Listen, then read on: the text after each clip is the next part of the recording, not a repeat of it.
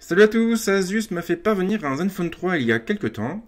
Je vous avais déjà gratifié d'une prise en main, et le moment est donc venu de passer aux choses sérieuses et d'attaquer avec le test du produit. Alors pour ce test, on va se focaliser sur différents points. On va notamment parler du design du produit, de son ergonomie, et puis après on attaquera avec son écran, avec son processeur, avec son autonomie, avec ses capacités en matière de photo et de vidéo. Et on fera aussi un point sur la surcouche, puisque c'est la première fois que j'ai l'occasion de tester un produit de la marque. Mais avant ça, on va commencer par appeler brièvement la fiche technique du produit. Alors je sais que c'est pas vraiment la partie la plus excitante, mais elle est nécessaire. Le Zenfone 3 vient se positionner sur le milieu de gamme, mais ça ne l'empêche pas de mettre la barre assez haut. Alors l'écran, pour commencer, atteint une diagonale de 5,2 pouces, on est sur une techno IPS avec une définition en Full HD. La luminosité atteint les 500 nits. Côté processeur, Asus a opté pour une valeur sûre et donc pour un Snapdragon 625 composé de 8 cœurs. Alors au niveau de la mémoire vive, tout dépend des modèles. On trouve des Zenfone 3 avec 3 Go de RAM, d'autres avec 4 Go de RAM.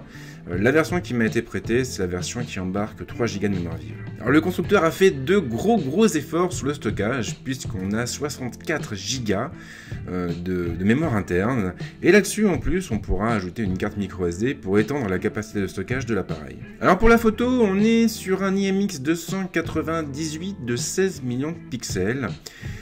Ce capteur il est surmonté d'une optique stabilisée, c'est une Largan constituée de 6 éléments avec une ouverture en focale 2.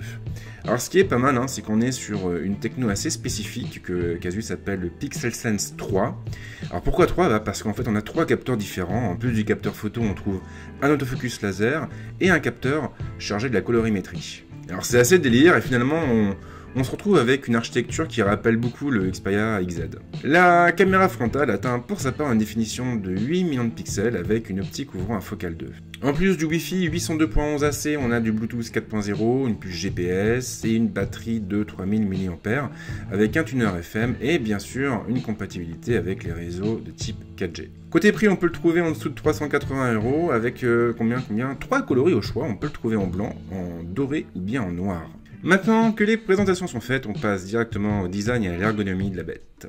Le Zenfone 3 fait la part belle au verre et au métal et il se compose ainsi de 2 plaques en verre trempé maintenues par un châssis métallique renforcé. La façade et le dos de l'appareil sont tous les deux bombés et Asus a traité le verre afin de le rendre plus résistant aux chocs et aux rayures. Extrêmement fin, le terminal ne dépasse pas les 6,16 mm d'épaisseur et il pèse à peine plus de 150 grammes. Il n'aura donc aucun mal à se faire oublier une fois en poche. Les bordures sont épaisses et légèrement arrondies afin de faciliter la prise en main du téléphone. Le métal est aussi finement travaillé avec des découpes extrêmement précises effectuées au laser. L'effet est vraiment réussi et le téléphone n'a ainsi rien à envier aux produits haut de gamme du marché. L'ergonomie va droit à l'essentiel, mais elle est bien pensée. Les 2 boutons du volume sont ainsi placés sur la droite, en haut, au-dessus du bouton de mise sous tension. La trappe donnant accès à la carte SIM et à la carte micro SD se trouve de l'autre côté. Asus a eu l'intelligence d'opter pour un système hybride. La trappe pourra ainsi accueillir au choix 2 cartes SIM ou bien une carte SIM et une carte micro SD. 3 boutons ont été placés en façade, sous l'écran, ils sont capacitifs et ils renvoient vers les principales fonctions de navigation de la plateforme. Le lecteur d'empreintes est situé à l'arrière sous le module photo et ses différents capteurs. Assez étroit, il est aussi très allongé et il nous tombera naturellement sous l'index lorsque nous tiendrons l'appareil en main. La prise casque répond à l'appel, elle est située sur la tranche supérieure. Le connecteur est placé en dessous et il mise sur l'USB type C. Une fois encore, c'est un choix intelligent puisque ce standard est en train de se démocratiser. Le haut-parleur est situé pour sa part sur la même tranche. Le téléphone épouse bien la forme de la main, mais il s'avère assez glissant au début, il sera donc préférable de faire attention les premiers jours, le temps qu'il se fasse. Bon point en revanche, la tenue est parfaite après plusieurs semaines. À m'accompagner dans toutes mes aventures, l'appareil n'affiche pas l'ombre d'une rayure. Le design c'est bien, mais ça ne fait pas tout et le moment est justement venu de passer à l'écran, au processeur et à l'autonomie du terminal. Comme évoqué plus haut, le terminal est doté d'une dalle IPS de 5,2 pouces avec une définition en Full HD et une luminosité de 500 nits. Asus a eu la très bonne idée d'intégrer une techno permettant de réduire notre exposition à la lumière bleue. Pour l'activer, il suffira d'appuyer sur un bouton situé dans le centre de notification. L'image est belle, c'est indéniable, il suffit de regarder des photos ou des vidéos pour se rendre compte. Le rendu colorimétrique semble plutôt correct et il a l'air de bien correspondre à la réalité. Même chose pour le contraste. Moins marqué que sur de l'AMOLED, il reste tout de même très correct. La seule chose qui m'a vraiment gêné finalement, c'est le trait noir entourant la dalle. Il est assez voyant sur le modèle blanc et un petit peu trop épais à mon goût. Côté puissance, le terminal est propulsé par un Snapdragon 625 composé de 8 cœurs cadencés à 2 GHz et la puce est épaulée par 4 Go de mémoire vive. Sans être un monstre de puissance, la puce est tout de même capable de faire tourner toutes les applications disponibles sur le Play Store. Alors niveau jeu, j'ai eu l'occasion de tester des titres comme Skyforce Reloaded, Badlands ou même Oceantorn, et je n'ai rencontré pas de grosses difficultés apparentes. Ils tournaient tous aux petits oignons, et Oceantorn m'a d'ailleurs plutôt impressionné en termes de résultats et en termes de performance. Alors même chose du côté des films et bien sûr des séries. Que ce soit sur Netflix ou Plex, le Zenfone 3 n'a pas montré le moindre signe de faiblesse. Et cela vaut également pour les contenus en haute définition, le terminal s'en est sorti à merveille. J'ai pu regarder quelques épisodes de Black Mirror dessus sans rencontrer le moindre problème. Rien à dire non plus du côté de la réactivité de la plateforme, elle est restée fluide dans toute occasion, y compris sur le multitâche. Je ne m'attendais d'ailleurs pas à obtenir de tels résultats. Asus a vraiment fait de l'excellent travail en termes d'optimisation, et le Zenfone 3 a vraiment beaucoup de répondants. La batterie n'est pas dotée d'une grosse capacité, c'est vrai, mais elle suffit amplement à assurer le fonctionnement du terminal. Le Zenfone 3 n'aura aucun mal à tenir une journée complète avec une utilisation soutenue, et il pourra même atteindre une journée et demie, voire un petit peu plus en faisant très attention, et surtout en installant des softs comme l'excellent Rabbit Battery. Alors pour la charge, Asus a fait le choix d'équiper son terminal d'un port USB type C, et c'est vraiment une bonne chose. Ce format est extrêmement pratique, et en plus il tente à se démocratiser. Le moment est venu de parler de photos et de vidéos, et on va voir que là-dessus, le Zenfone 3 ne manque pas de ressources. Le Zenfone 3 est équipé d'un module photo assez surprenant. Le capteur pour commencer est un IMX 298, doté d'une définition de 16 millions de pixels, et il est couronné d'une optique Largan à 6 éléments ouvrant un focal 2. Cette dernière est stabilisée et elle est en plus protégée par une plaque en verre de saphir. En plus de cela, on trouve un autofocus laser et un capteur dédié à la colorimétrie, le tout avec une architecture qui n'est pas sans rappeler celle du Xperia XZ. Asus promet une mise au point en 0,03 secondes et un système de stabilisation à toute épreuve pour la vidéo. Sur ce terrain, le terminal pourra d'ailleurs filmer en 4K et il intégrera même un système de suivi de sujet pour nous faciliter la vie. Mais dans les faits, qu'est-ce qu'il vaut? Eh bien, il se défend assez bien, il faut bien l'avouer. Lorsque la luminosité ambiante est correcte, le Zenfone 3 est capable de délivrer des images de très bonne qualité en mode automatique, avec un bon piqué et une belle dynamique. Les couleurs sont naturelles et chaleureuses tout en étant équilibrées.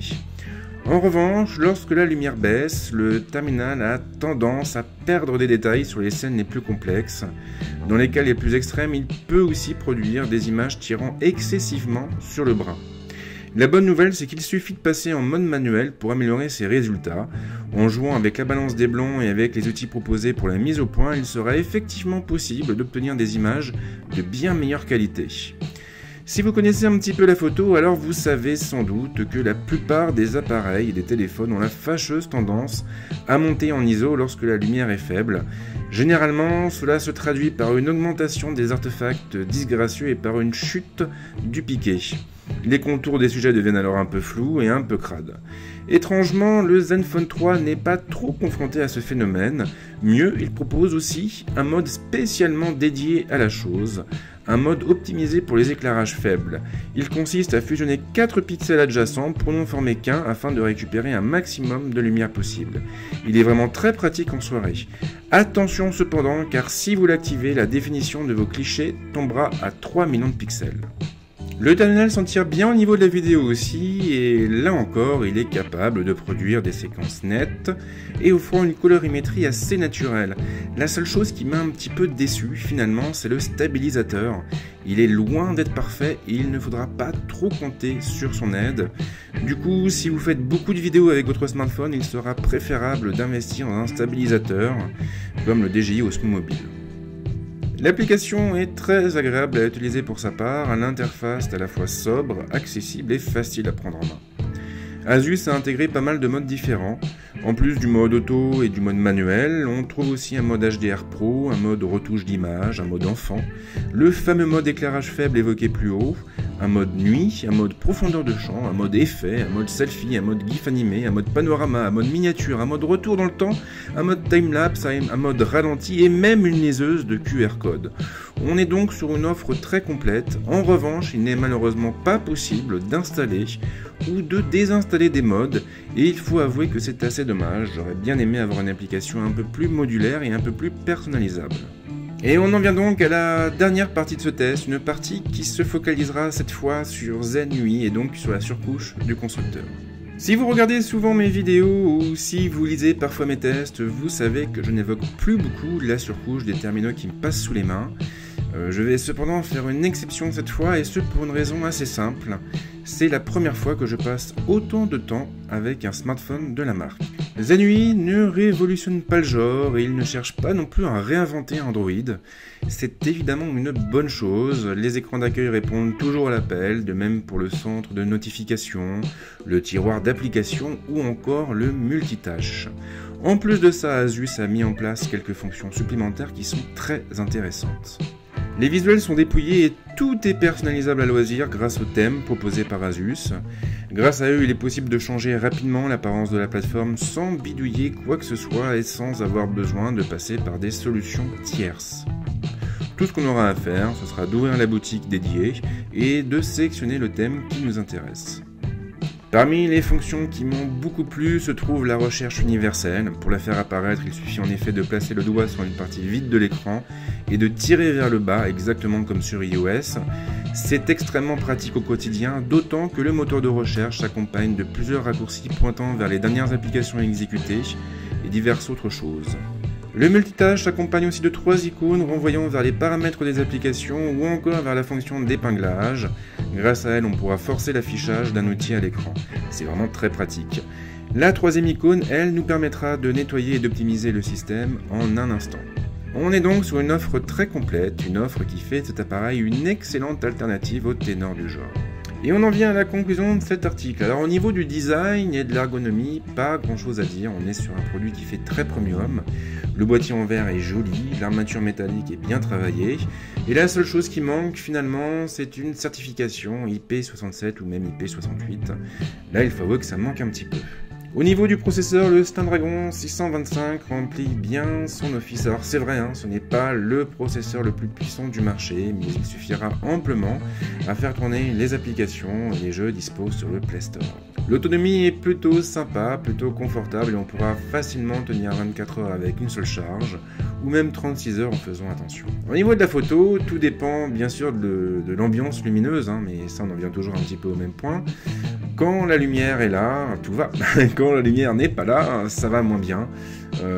Là, clairement, pour obtenir de belles photos, on n'aura pas le choix. Il faudra impérativement passer par le mode manuel et corriger la balance des blancs, tout en jouant avec les différentes options dispo dans ce mode. Ça, ce sera indispensable. L'application, en tout cas, elle est sympa à utiliser.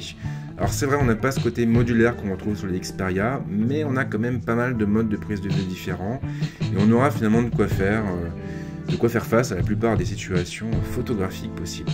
La surcouche est efficace pour sa part, peu envahissante, elle apporte même quelques nouveautés, quelques améliorations intéressantes comme la recherche universelle.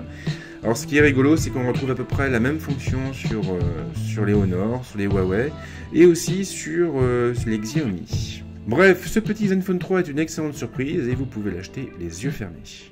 Je vais m'arrêter là pour l'instant. Si vous avez des questions, les commentaires sont là pour ça. Et nous, on se retrouve très très vite avec d'autres vidéos. Ciao!